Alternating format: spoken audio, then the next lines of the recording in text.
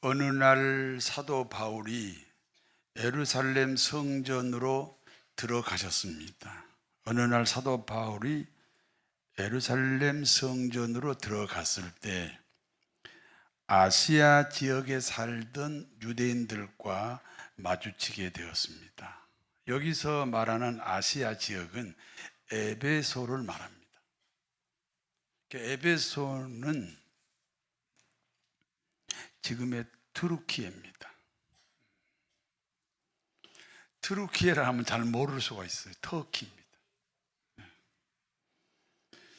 한때 바울의 활동 무대가 에베소 지역이었습니다. 에베소 사람들은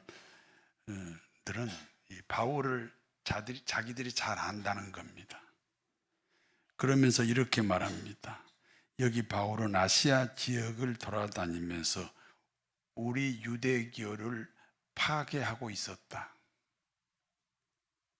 그리고 이방인들을 성전으로 데리고 들어가서 이방인들을 성전으로 데리고 들어갔으니 성전을 더럽힌 사람이다.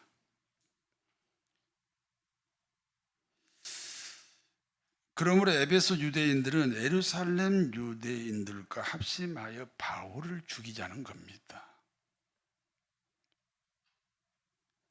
여러분, 이 가짜 뉴스라는 게 있잖아요.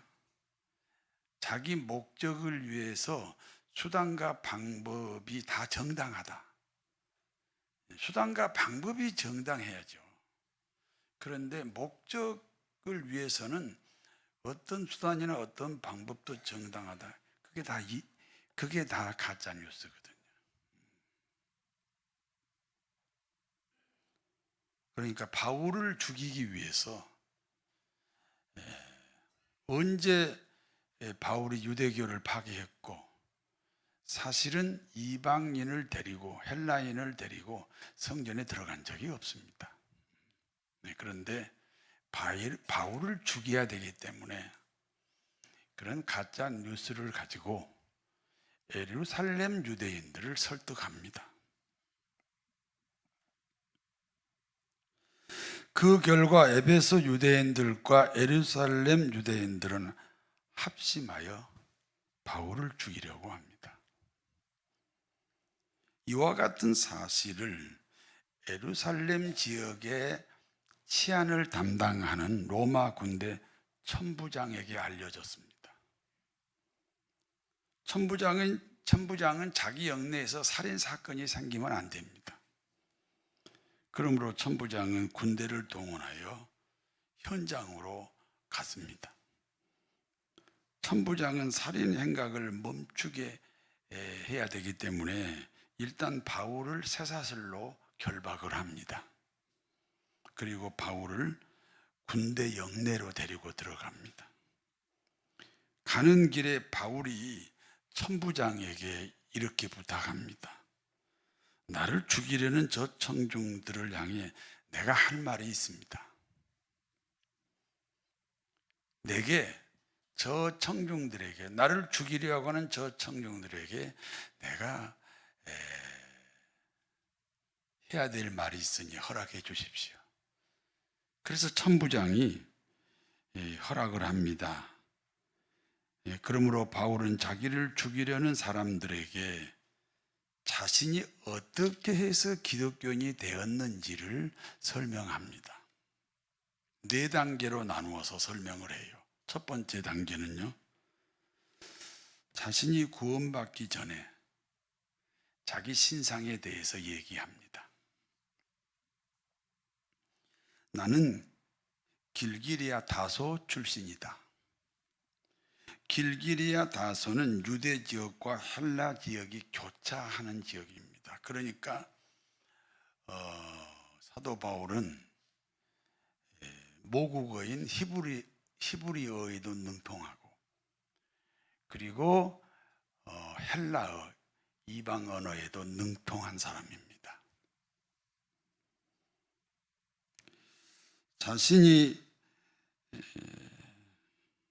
바울이 자신의 출생을 밝힌 이유가 무엇입니까? 자신은 기독교인이 될 수 있는 환경에서 태어나지 않았고 기독교인이 될 수 있는 환경에서 살지도 않았다. 그걸 얘기하는 거예요. 그리고 가브리엘 문화생이었다는 겁니다. 가브리엘 문화생은요, 그 당시 최고 명문 대학이에요. 그 최고 명문 대학에서 주로 가르치는 것이 율법이에요.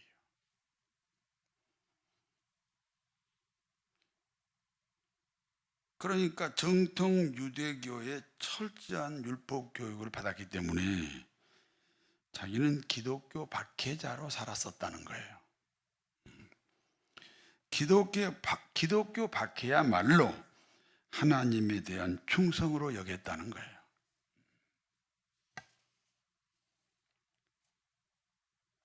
두 번째는 구원받게 된 사건입니다.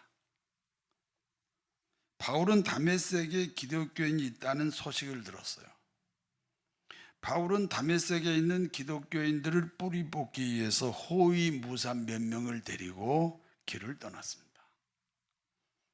다메섹으로 가는 길입니다. 하늘에서 강력한 빛이 바울에게 비추는 겁니다. 얼마나 강력한 빛이었기 때문에 이 말을 타고 가다가 바울이 땅바닥에 뒹굴게 됩니다. 그때 소리가 들렸습니다. 바울아, 바울아, 어찌하여 너는 나를 핍박하느냐? 땅바닥에 뒹굴던 바울이 고개를 쳐들고 이렇게 말합니다. 도대체 당신은 누구요? 그때 다시 소리가 들렸습니다. 나는 내가 박해하는 나사렛 예수다.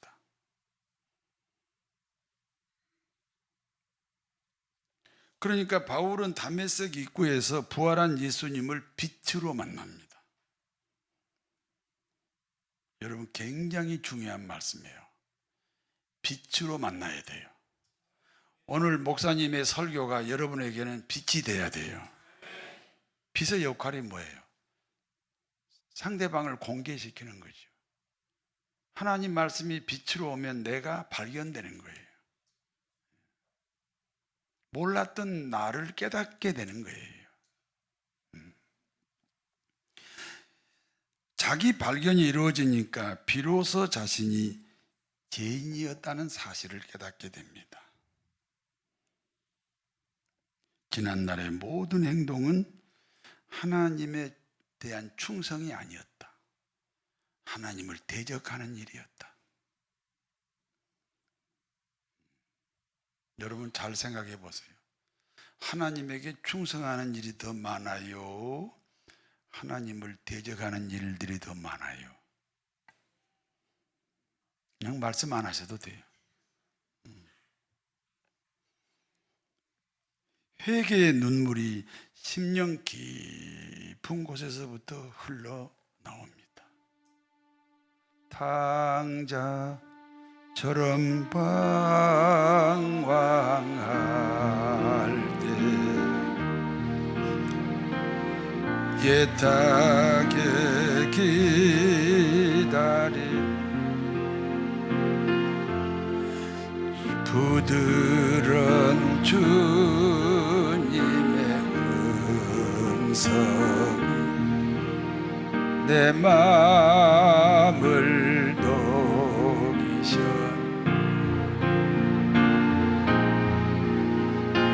오 주님 나 이제 갑니다 날 받아 주소서 이제는 주님만 위하여 이 몸을 바치리라. 세 번째는 신앙 고백입니다. 나는 먹보다 더 검은 죄, 주홍빛보다 더 붉은 죄인이었습니다. 그런데 예수님은 내 죄값을 치르기 위해서 십자가에 죽으셨습니다. 그리고 나의 영생으로 3일 만에 부활하셨습니다. 여러분, 예수님을 영접한다는 게 뭐예요? 예수님의 죽음과 예수님의 부활이 내 안에서 이루어진 겁니다. 그리스도인이란 제 사함에 대한 분명한 신앙 고백이 있어야 됩니다. 신앙 경력이 중요합니다. 그러나 신앙 경력이 구원은 아닙니다. 선한 행동이 귀중합니다. 그러나 그 선한 행동이 구원은 아닙니다. 먼저 자신이 죄인이라는 이 고백이 중요합니다. 그리고 그 죄가 예수님을 통해 분명히 해결되었다는 이 확신입니다.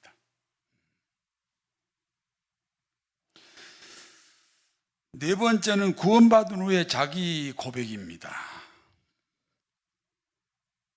이 구원받은 사람의 양심이에요. 여러분, 이제 세월이 계속가면서 문화가 발달하고 과학이 발달하면서 사람들에게 이 양심이 없어지는 때가 옵니다. 아직은 양심이 있어요. 양심이 있어야 전도가 가능합니다. 구원받은 사람의 양심입니다. 여러분, 1,000만 원 꾸면 얼마 갚아야 돼요? 그러면 1억을 꾸면 얼마 갚아야 돼요? 그렇죠. 1,000만 원 꾸면 1,000만 원 갚는 것이 양심이고 1억을 꾸었으면 1억을 갚는 것이 양심입니다. 천지를 창조하신 하나님이 인간으로 오셨습니다. 내 죄값을 대신 짊어지고 십자가에 죽으셨습니다. 그러면 나는 어떻게 해야 됩니까?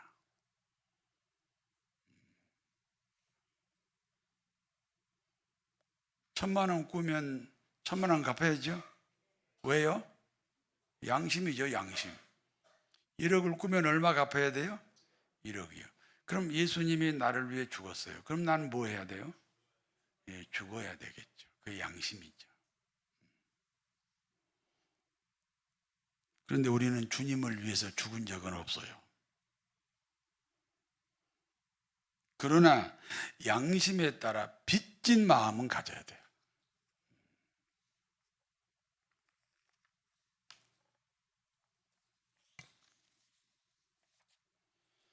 그러므로 바울은 양심에 따라 살고 있다는 자신의 신앙 간증이에요. 내가 예수 믿고 이렇게 전도하러 다니는 것은 이게 내 양심 때문에 움직이는 거야 라고 자기를 죽이려는 사람들에게 신앙 간증을 한 겁니다. 바울의 신앙 간증을 들은 유대인들의 반응입니다. 소리를 지르면서 분노합니다. 흙먼지를 뒤집어 쓰고 옷을 공중에 던지면서 소리를 지릅니다. 이러한 자는 세상에서 없애버리자. 아니, 바울이 자기들에게 무슨 손해를 끼쳤습니까? 까닭 없이 바울에 대해서 분노합니다. 아니, 바울의 전도로 돌아올 수도 있는데 왜 굳이 분노할까요? 그러니까 결국 교회를 싫어하는 것은 사람의 마음이 아닙니다. 사단의 마음입니다. 우리 교회 주차장은 예배 시간에만 우리가 사용하고 평소에는 주민들의 편의시설로 사용을 합니다. 그런데 시청에 그 사용하는 것을 가지고 자꾸 고발을 합니다. 오랜 세월 동안 제가 시달리다가 이제 이렇게 생각했습니다. 이 문제는 사랑과 연결하지 말자. 교회 부흥을 가로막는 사단 마귀하고 연결해야 된다. 그러므로 이제는 투쟁해야 된다. 그렇게 생각했습니다.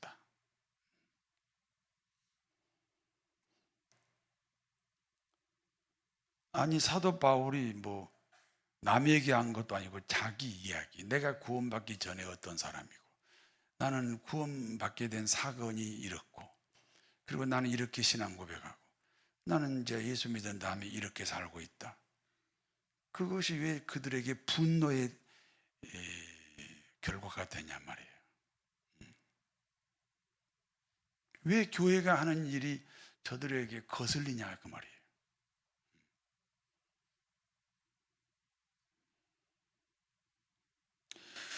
그러므로 로마 군대 천부장은 이 살인 사건, 이 바울을 죽이려고 하는 이 살인 사건이 생기지 않도록 하기 위해서 바울을 영내로 데리고 갑니다. 군대밖에 보호할 곳이 없다. 그래서 자기 군대 영내로 데리고 들어갔습니다. 그리고 백부장을 시켜서 이제 채찍질하여서 신문하려고 합니다. 일단 기소가 됐으니까요. 2명 이상이 증인되면 이제 기소가 되는 거예요. 구속이 되는 거죠. 그러면 이제 신문해야 되잖아요. 그래서 백부장이 채찍을 들어서 바울을 지금 신문하려고 합니다. 그때 바울이 백부장에게 이렇게 말합니다. 나는 로마 시민권자다. 당시 로마 시민권자는요, 특권 중에 특권이에요. 로마 군대의 천부장이면 1000명의 부하를 거느리는 군대 장교입니다. 요즘으로 말하면 사단장급이에요. 그와 같은 천부장도 많은 돈을 들여서 많은 시간을 소비해서 로마 시민권을 얻었어요. 그런데 바울은 태어날 때부터 로마 시민권자예요. 천부장보다 훨씬 더 금수저예요. 얼마든지 세상적으로 출세하고 성공할 수 있는 길이 있는 사람이에요. 그리고 로마 시민권자는요, 아무도 재판을 할 수 없습니다. 로마 황제만이 재판할 수 있습니다. 그러므로 바울은 로마 황제 앞으로 가야 됩니다. 천부장은 로마 시민권자라는 애우 차원에서 이 바울의 결박을 풀어주었습니다. 그리고 이제 로마로 후송할 준비를 하는 거죠. 그와 같은 때에 바울을 죽이겠다는 특공대가 만들어졌습니다. 여러분 사도행전 23장 12절에서 13절을 같이 읽습니다. 날이 새매 유대인들이 당을 지어 맹세하되 바울을 죽이기 전에는 먹지도 아니하고 마시지도 아니하겠다 하고 이같이 동맹한 자가 40명이더라. 바울이 로마로 가기 위해서 가이사라로 가야 됩니다. 가이사라는 로마가 이스라엘을 다스리기 위해서 만든 신도시입니다. 그러니까 가이사라에 로마 군대 총사령관이 있고 그 가이사라로 가야만 로마로 가는 배를 탈 수가 있습니다. 그러니까 바울을 죽이겠다는 특공대가 40명의 특공대가 가이사라로 가는 지금 길목을 지키고 있습니다. 바울을 죽이기 전에는 먹지도 않고 마시지도 않겠다. 이 특공대가 40명입니다. 그러므로 바울을 지키고 보호하기 위한 로마 군대가 갑자기 조직이 됩니다. 보병이 200명, 창을 든 군인들이 200명, 그리고 기마병이 70명입니다. 그러니까 바울을 지키겠다는 로마 군대가 470명입니다. 세상에 어떤 고관 대작이 이와 같은 보호를 받습니까? 하나님의 섭리입니다. 하나님의 은혜입니다. 결국 바울은 로마로 가기 위해서 배에 오르게 됩니다. 바울이 탄 배 이름이 아드라무테노입니다. 그리고 이 아드라무테노 이 배의 항해 책임자는 백부장입니다. 바울은 이 항해 책임자인 백부장에게 이렇게 말합니다. 지금 출발하면 광풍을 만납니다. 더 기다렸다가 출항해야 됩니다. 그러나 항해 책임자인 백부장은 바울의 말에 귀를 기울이지 않습니다. 백부장이 바울의 말에 귀를 기울이지 않는 이유가 무엇입니까? 바울의 충고보다 선장과 선주의 말을 더 믿었기 때문입니다. 선장과 선주는 바다에서 항해하는 일이 일생의 직업입니다. 그러나 바울은 이번 항해가 평생에 처음 겪는 일입니다. 누가 생각해도 전문가인 선장과 선주의 말을 듣지 비전문가인 바울의 말을 들을 까닭이 없습니다. 그러나 중요한 사실이 있습니다. 경험입니까? 기도입니까?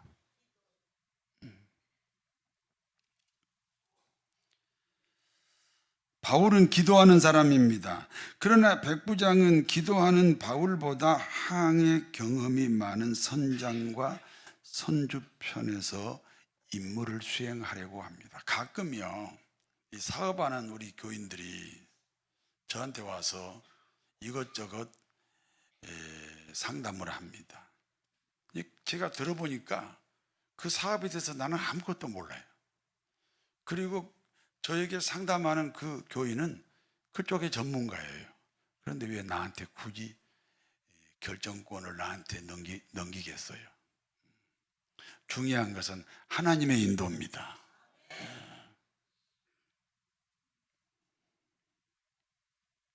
바울은 기도하는 사람이에요. 그러나 백부장은 기도하는 바울보다 항해 경험이 많은 선장과 선주 편에서 지금 이 배를 운행하려고 합니다.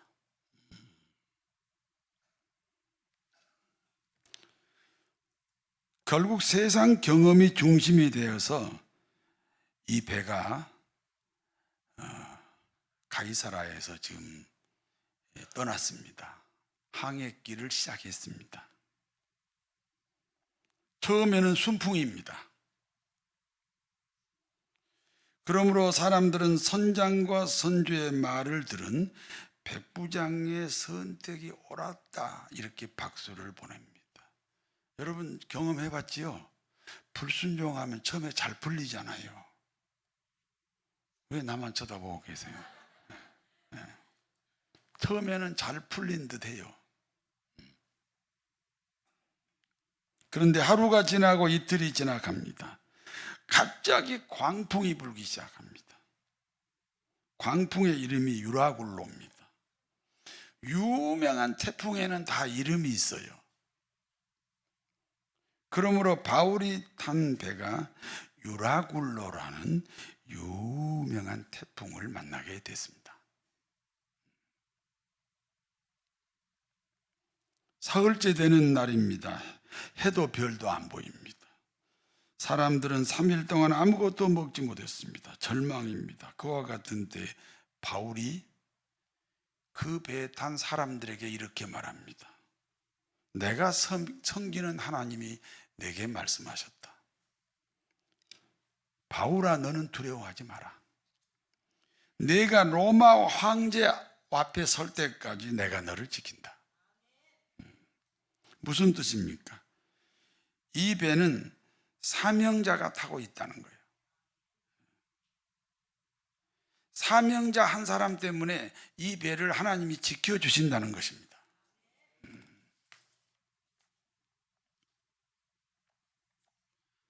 제가 옛날에 그 미국에서 공부할 때 이제 한국에 오기 위해서 디트로이트에서 비행기를 타야 돼요. 근데 그 전날 꿈을 꾸는데요, 내가 탄 비행기가 추락하는 거예요.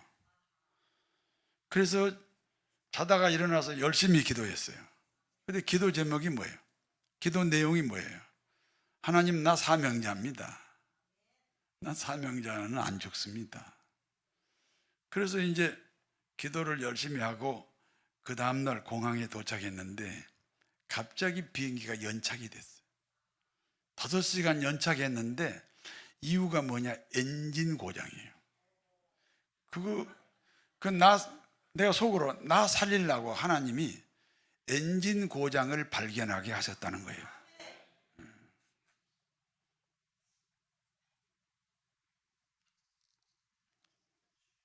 사명자는 죽지 않습니다. 유라굴라 광풍이 14일째 계속되었습니다. 이렇게 되니까 사람들은 선주와 선장의 말을 이제 안 듣습니다. 바울의 말만 듣습니다. 결국은 하나님 말씀을 들어야 돼요. 결국은 하나님의 인도를 받아야 돼요. 광풍 중에, 고난 중에 어느 섬을 발견합니다. 결국 배는 완전히 파괴돼 버리고 사람들은 파괴된 배의 널판지를 끌어안고 겨우겨우 그 섬에 도착을 합니다. 바울 일행이 피신한 섬의 이름이 멜리데입니다. 섬에 사는 원주민들이 바울 일행을 막 대환영합니다. 여러 날 비가 그치지 아니하므로 날씨가 매우 추웠습니다. 그래서 모닥불을 피웠습니다. 바울이 나무 한 묶음을 거두어 모닥불에 던질 때입니다. 그 나무 한 묶음 안에 독사가 있었습니다. 그래서 독사가 바울을 물었습니다.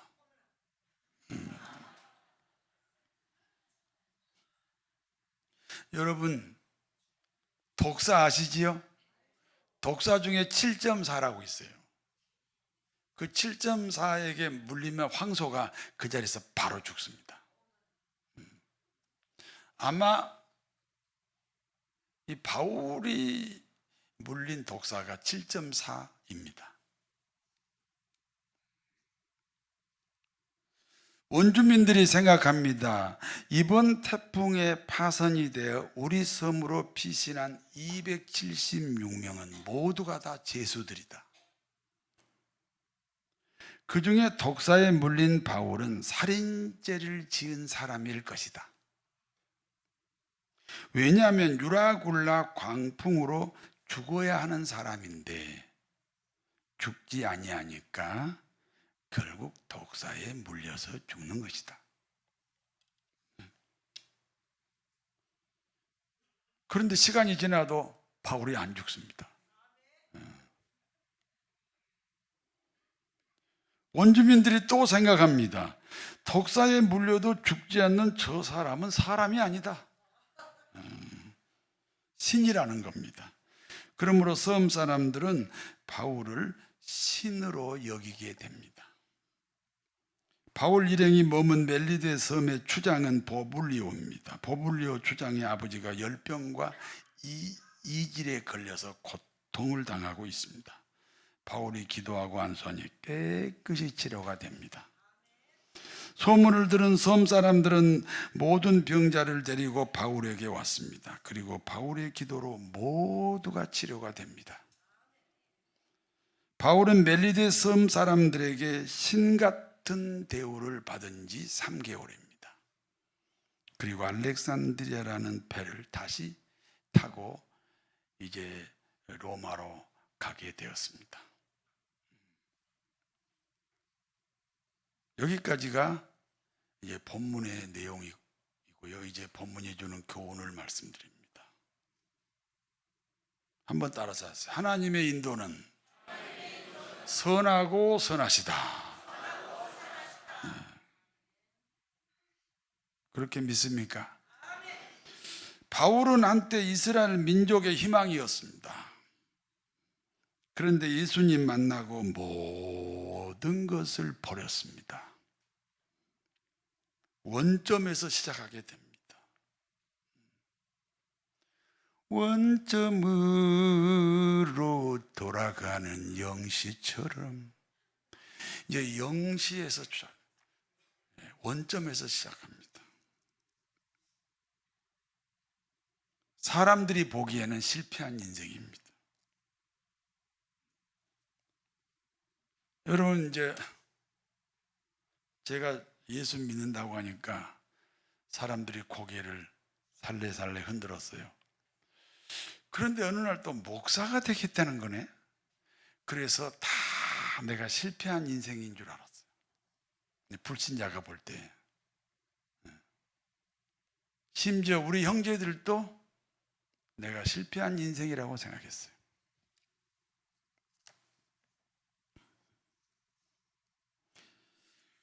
그리고 바울을 죽이기 위한 40명의 특공대가 만들어졌어요. 그런데 말입니다. 로마 군대가 바울을 지키고 보호합니다.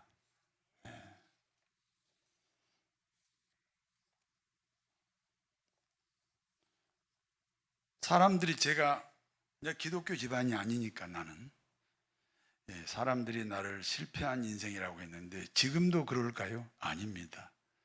지금은 다 내가 성공했다고 합니다. 우리 집안에 90세 되는 어른이 계신데 전화가 왔어요.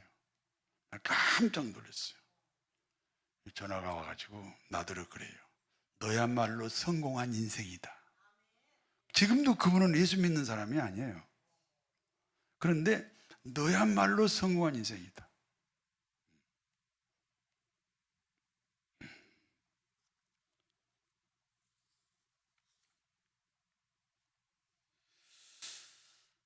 보병 200명,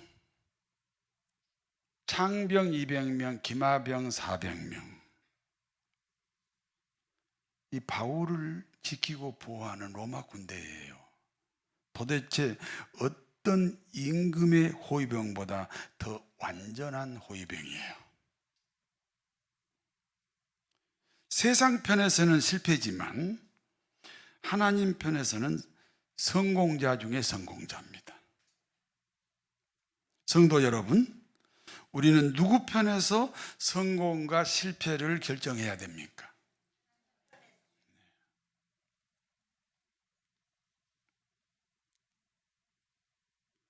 바울은 제수의 몸으로 로마로 가게 됩니다. 가는 길에 유라굴라라는 광풍을 만납니다. 14일째 목숨을 건 사투가 시작됐습니다. 276명은 죽은 목숨입니다. 절망입니다. 그때 하나님이 바울에게 말씀합니다. 바울아, 너는 로마에 가서 할 일이 있다. 그러므로 너는 죽지 않는다. 인류 역사에 하나님이 쓰시는 사람은 하나님이 지킵니다. 사명자는 죽지 않습니다. 하나님은 바울을 살리기 위해서 276명도 살려주셨습니다. 배는 파선이 됐습니다. 사람들이 널판지를 끌어안고 멜리데 섬으로 피신합니다. 도착한 섬에서 바울이 독사에 물렸습니다. 바울은 죽지 않습니다. 사람들이 그와 같은 바울을 신으로 여겼습니다. 사명자는 신처럼 살고 신과 같은 대우를 받습니다. 제수로 끌려간 사도 바울이 로마에서 어떤 일을 했습니까? 로마 시민권자인 바울은 황제의 재판을 이제 기다리게 됩니다. 무죄 추정의 원칙에 의해서 가택연금 상태입니다. 그와 같은 상태에서 로마 황제를 만나는 일이 쉽지 않습니다. 몇 년씩 걸립니다.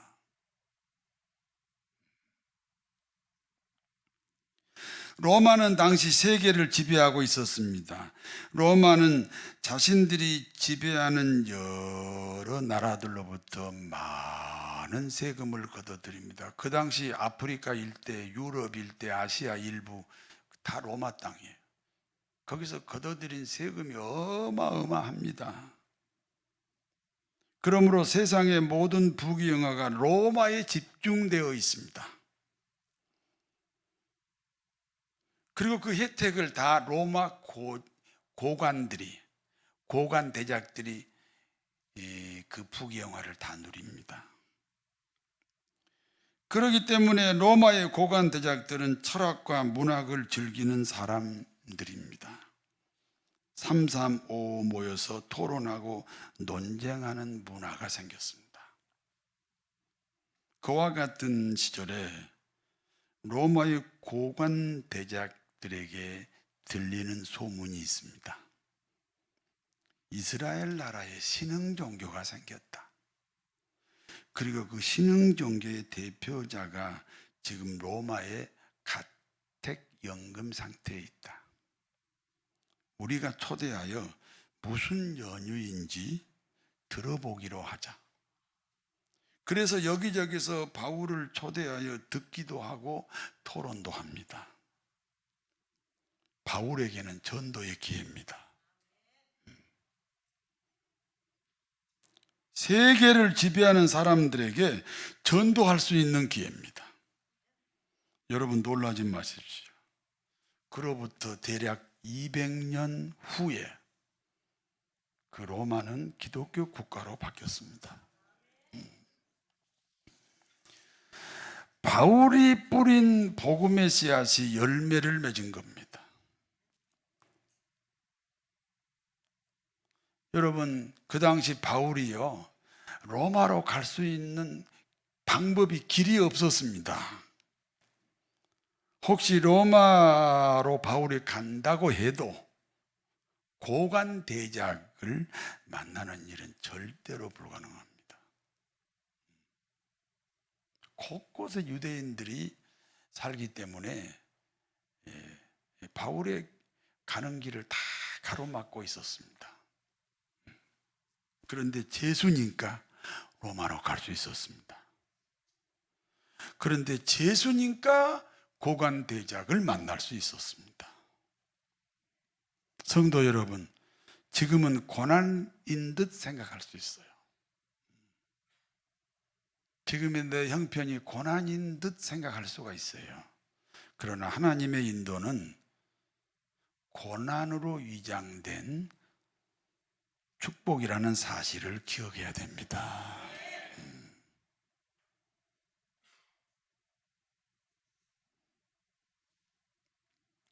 하나님의 인도는 선하고 선하다는 사실을 꼭 기억하시기 바랍니다.